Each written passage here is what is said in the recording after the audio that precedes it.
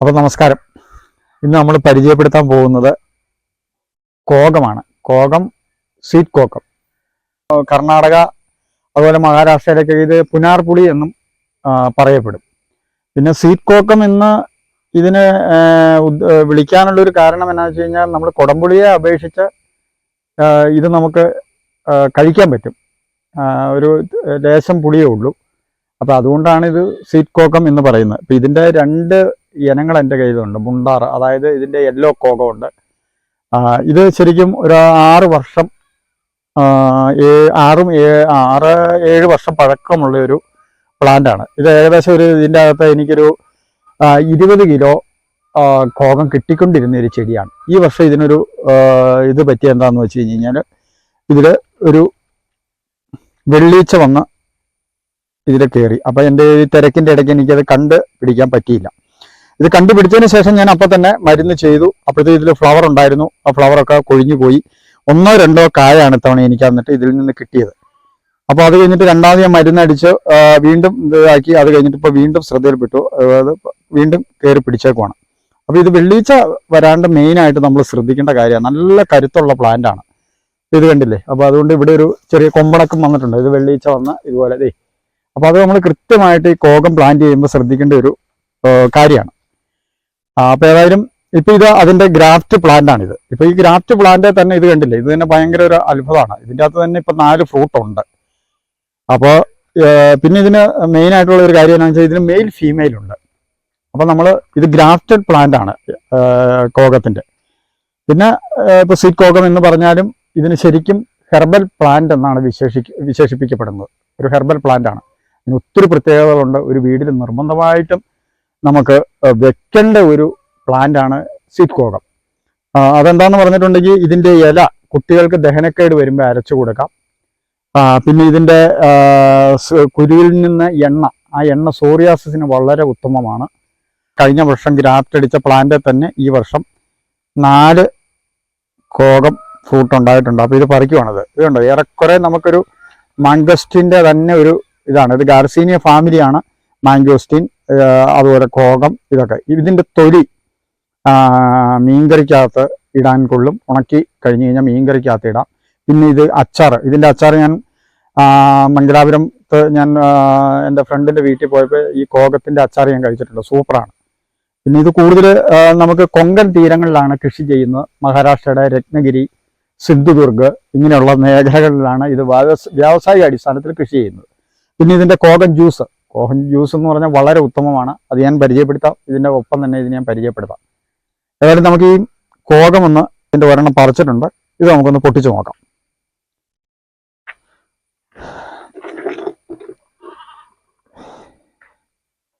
മാംഗോസ്റ്റിൻ്റെ അതേ രീതി തന്നെയാണ്. മാംഗോസ്റ്റിൻ പൊട്ടിക്കുന്ന രീതിയിൽ തന്നെ പൊട്ടിക്കാം.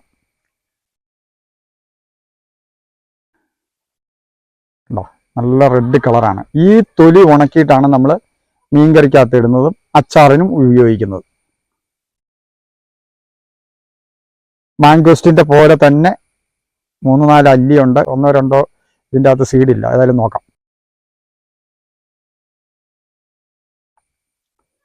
ചെറിയൊരു പുളി മധുരം.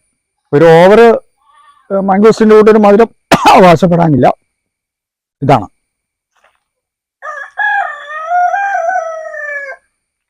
ഈ സീഡ് ഇട്ട് കഴിഞ്ഞ് കഴിഞ്ഞാൽ ഇത് കിളിച്ചു വരും.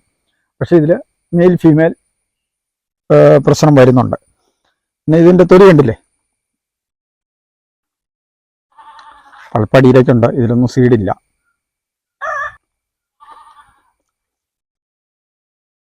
നല്ല റെഡ് കളറാണ് വരുന്നത്.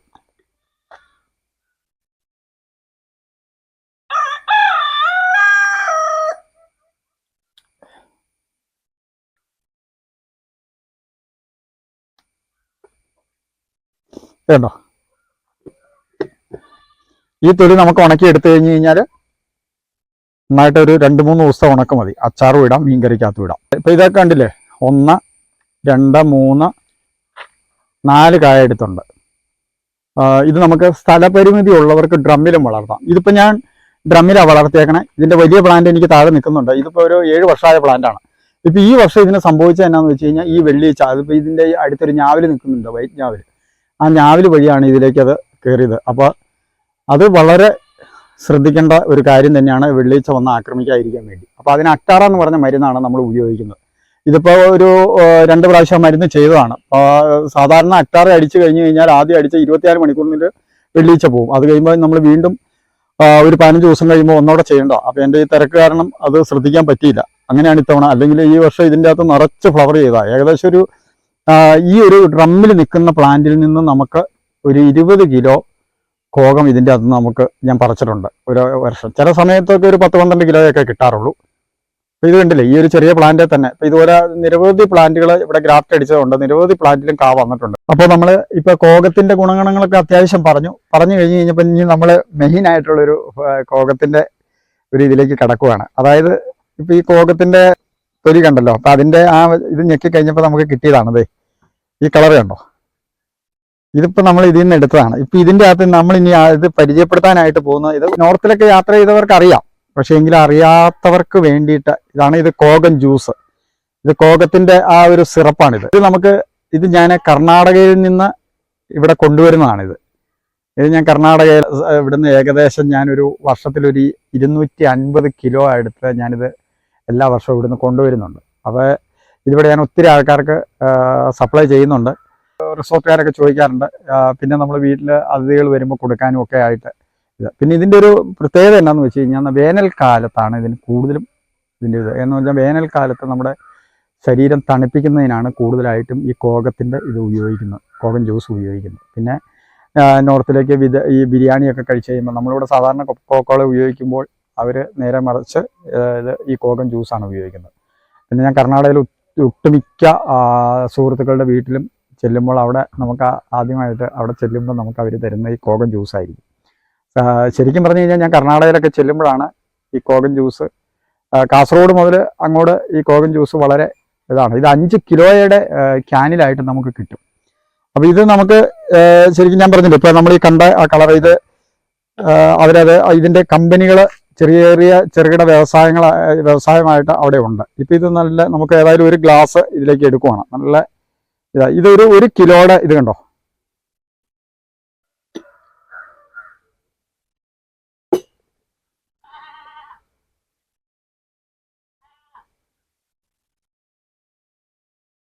ഇതിപ്പോൾ 1 കിലോയുടെ ബോട്ടിലാണിത്. ഇതിൽ നിന്ന് 20 ഗ്ലാസ് ഇത് നമുക്ക് കോകത്തിൻ്റെ ഇത് ഉണ്ടാക്കാം. അപ്പോൾ ഇതിന് പ്രത്യേകം ശ്രദ്ധിക്കേണ്ട കാര്യം, നമ്മൾ തണുത്ത വെള്ളം, അവരുടെ നിന്ന് നമ്മൾ പഠിച്ച തണുത്ത വെള്ളം ഉപയോഗിക്കുന്നവരുണ്ട്, ഉപയോഗിക്കാനുണ്ടോന്നല്ല ഞാൻ പറഞ്ഞത്. ഐസ് ക്യൂബ് ആയിട്ടാണ് ഇടാവുള്ളൂ. ഒരു 1-2 ഐസ് ക്യൂബ് ഇതിലിടുക. ഇതിപ്പോൾ ഇതിൽ ഞാൻ ഷുഗർ ആഡ് ചെയ്തിട്ടില്ല.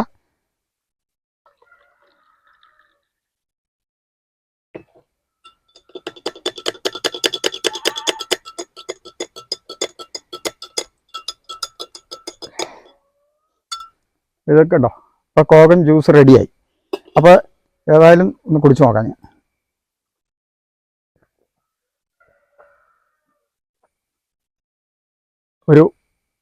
നമ്മൾ ഷുഗർ ഉപയോഗിക്കാണ്ട് തന്നെ നമുക്ക് ഇതിൻ്റെ അകത്ത് മധുരമുണ്ട്. വേണ്ടവർക്ക് ഉപയോഗിക്കുകയും ചെയ്യാം, ഷുഗർ ചേർത്ത് കഴിക്കാം. അതേതായാലും ഇതിൻ്റെ ഇപ്പോൾ ജ്യൂസ് ഉണ്ടാക്കിയിട്ട് ഞാൻ പ്രിൻസ് ചേട്ടനും കൂടെ ഒരു ഗ്ലാസ് കൊടുക്കാം. മധുരം എങ്ങനെയുണ്ടെന്ന് ചേട്ടനും കൂടെ ഒരു അഭിപ്രായം പറയട്ടെ. ചേർക്കാണ്ട് ഉപയോഗിക്കാൻ പറ്റുമോ എന്നുള്ളത്. കോകം ഞാനും ഇതിൻ്റെ ഒരു പ്ലാന്റ് ഇവിടുന്ന് വാങ്ങിച്ച് നട്ടിട്ടുണ്ട്. ഇതിനെക്കുറിച്ച് കേട്ടപ്പോൾ ഒരു പ്ലാന്റ് വെക്കണമെന്ന് എനിക്ക് ആഗ്രഹമുണ്ടായി. ഞാനിവിടെ വന്നിട്ട് ഇതിൻ്റെ ഫ്രൂട്ടൊന്ന് കഴിച്ചായിരുന്നു. എനിക്ക് എന്തായാലും ഇഷ്ടപ്പെട്ടു. ചെറിയൊരു പുളിയും ഒക്കെ ഉണ്ടെങ്കിലും എനിക്ക് ഇഷ്ടപ്പെട്ട ഒരു ഫ്രൂട്ടാണിത്. അപ്പോൾ ഇതിൻ്റെ ജ്യൂസിൻ്റെ കാര്യം പറഞ്ഞപ്പോൾ എനിക്കും വലിയ താല്പര്യം ഉണ്ടായി. അപ്പോൾ എനിക്കൊന്ന് കഴിച്ചു നോക്കണം. ഒരെണ്ണം വാങ്ങിച്ച് വീട്ടിൽ വെച്ചാൽ എല്ലാ അതിഥികളൊക്കെ വരുമ്പോൾ കൊടുക്കാമല്ലോ സന്തോഷമായിട്ടില്ല. നമ്മുടെ നാച്ചുറലായിട്ടുള്ള ഒരു പ്രോഡക്റ്റാണ്. അപ്പോൾ എന്തായാലും ഇതിൻ്റെ കളർ കാണുമ്പോൾ തന്നെ ഒരു ആഠിത്യമുണ്ട്. വലിയൊരു ക്വാണ്ടിറ്റി എടുത്തിട്ടില്ല. എനിക്ക് തോന്നുന്നു ഇതിൻ്റെ ഒരു 1/4 ഭാഗമാണ് ഈ ജ്യൂസ് എടുത്തിട്ടുള്ളൂ. അപ്പോൾ ഞാനൊന്ന് കഴിച്ചു നോക്കട്ടെ കേട്ടോ.